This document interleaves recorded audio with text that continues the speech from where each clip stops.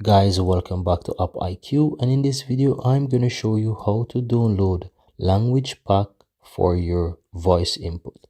So go ahead and swipe up, click on settings, go to general management, and from here you will find the voice input option on your phone. So tap on that.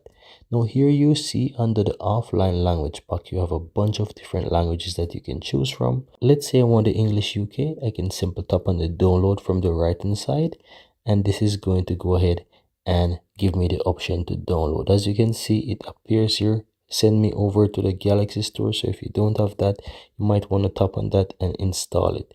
Now from here you will see that the installation is going on, and once this is done installing, guys, you can simply go ahead and close this window here. Go back to your language pack and you will see that it is now installed on your phone. So here, once you go ahead and download that, you will see that it's downloaded on your phone, and you can choose a few more. So let's say I want to download the English for the United States as well.